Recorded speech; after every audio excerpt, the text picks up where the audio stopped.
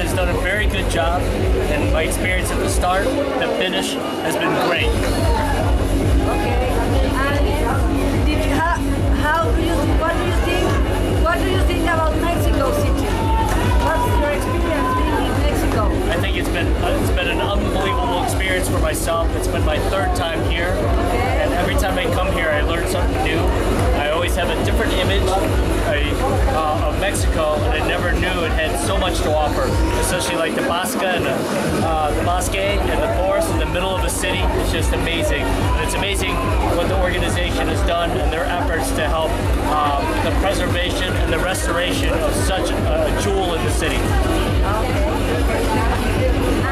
what do you think about the companies, the private companies, the role they play within the sport in Mexico?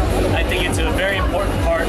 Like any event, always needs private endorsement from sponsorship, in addition to what the runners pay for their entry fees. It takes a lot of resources to put an event on this size, and you need additional resources and revenue in order to do that. In order to create a great experience, you need to get additional revenue in somehow to make sure that you have a great event. I'd like to ask you, as the first site, what do you see that we can improve in the short run to make a better race? Well, I think every race, there's always something that you can improve upon. I don't care if it's New York, Chicago, Boston, Andre race here, there's always something we can learn from one another. I think there's a lot of things you can do from the exposure standpoint, being part of the different events that you guys have been hosting. I think in terms of the media presence and things that you can be doing that can help elevate and the recognition of the race itself and how the race benefits the bosque. I think from a PR standpoint, there probably could be a little bit more focus on that. But I know you guys are working very hard on that effort, and things are always improving. But I know from a media standpoint, but that's something that you guys can focus on, especially when we did the planting of the tree. I think there's a lot of things that you guys do, a lot of events, and they're doing well. And I think you guys can do a lot more from a media standpoint to improve and elevate the exposure of the event, the bosque, and educating more people. Thank you. Let me ask you the last question. I know all we are tired.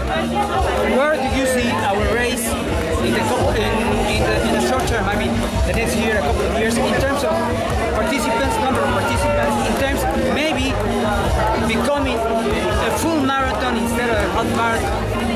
What do you see that? Where do you see us in the I think you guys are doing an amazing job with the number of runners you have. And now it's a matter of how much bigger you want the event to get. Do you have the infrastructure and the resources necessary in order to grow? And that's in terms of how do you manage runners at the start? Would you have to consider a wave approach so you can manage the number of people on the course at any given time? As you know, the more people that want to run the race, you would have to break that out. So you have different corrals, how you seat people in those corrals. So you can have faster people at the start line, and then you can seat people accordingly. So it's about the process, and if your start line and facilities and resources can handle a growth and participation, and that's the first part about your half marathon. You want to grow that. The other part is the full marathon. Do you have the support and the resources from the local authorities or agencies in order to close down the streets for that long and for that amount of distance?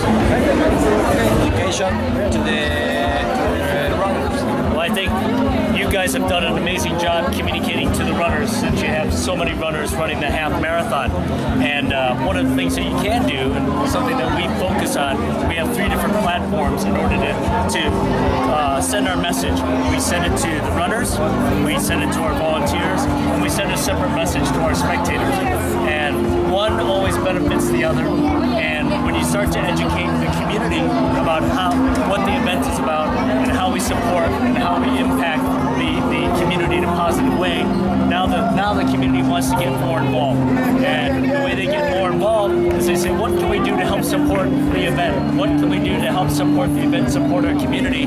They want to volunteer. And then once they volunteer, they want to be, how do we get more involved? Sometimes that family member or their family might might want to run, or that volunteer might want to run again. And with many members of the organization, a lot of them might not be able to run, but then they want to volunteer and give back to the runners that are participating. So it's very important for the organization to continue to grow that way, whether it's trying to educate the community and trying to get more involvement from them, educating them in terms of what the bosque is about, what your organization is about.